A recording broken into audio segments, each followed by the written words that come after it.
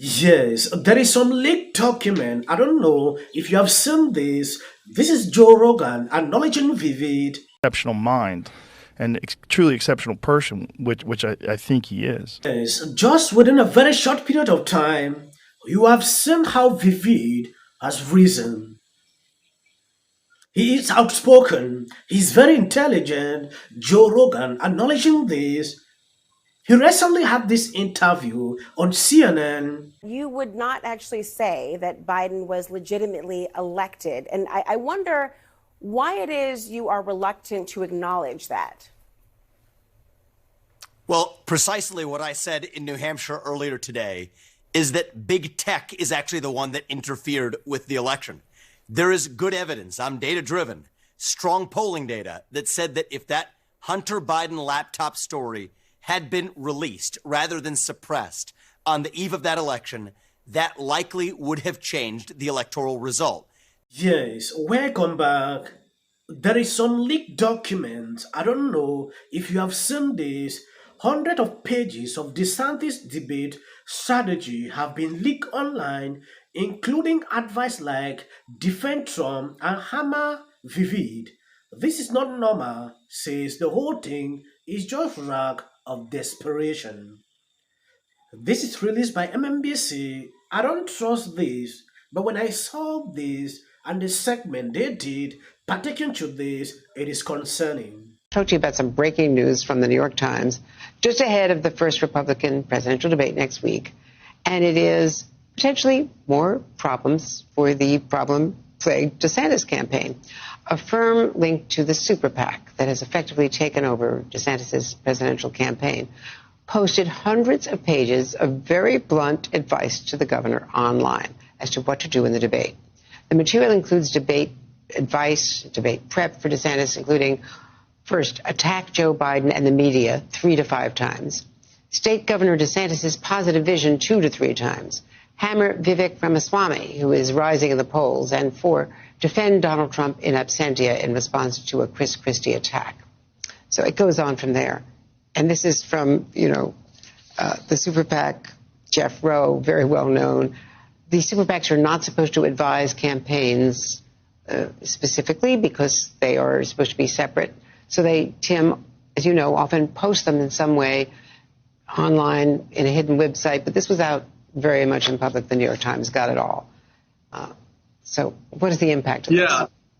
Yeah, I mean, this is not that normal. Super PACs posting certain things for campaigns to use, B-roll footage, video, that's pretty common. Posting very specific and I might say condescending advice to the candidates, telling them what to do, suggesting fake nicknames for Vivek Ramaswamy, talking to them like a child about how they should respond if they're criticized. The whole thing it just reeks of desperation. It seems pathetic. It makes DeSantis seem small, regardless about the merits of the advice, which I don't think is that good. Yes, according to this article, let me read this out. Defend Trump and hammer Vivid. DeSantis allies review debate strategy. Hundreds of pages of blunt advice, memos, and internal pollings were posted online by the main super PAC, backing the Florida governor, offering an extraordinary glimpse into his operations thinking. You can see clearly what is going on here. Now the target is Vivid. Because they realized Vivid had to use that strategy to always stand up for Trump, and a lot of people develop love for him. DeSantis is going backward because he has been going after Trump for some time, and that strategy is not working. Going down on the article, Ron DeSantis need to take a sledgehammer to Vivid, the political newcomer who is rising in the polls. He should take defend Trump when Christie inevitably attacks the former president, and he need to attack Joe Biden and the media no less than 3 to 5 times. A firm associated with the super PAC that has effectively taken over Mr. DeSantis' presidential campaign posted online hundreds of pages of blunt advice, research memo, and internal polling in early nominated states to guide the Florida governor ahead of the high-stake Republican presidential debate next week, Wednesday. Hmm? The trove of documents provides an extraordinary glimpse into the thinking of the DeSantis corporations about a debate sees as crucial. One of the memo urged DeSantis, whom the documents refer to as GRD. I attacked Joe Biden and the media 3 to 4 times. Two state GRD positive vision 2 to 3 times. Hammer Vivid in a response 4 times. Defend Trump in absentia in response to a Chris Christie attack. The documents were posted this week on the website of.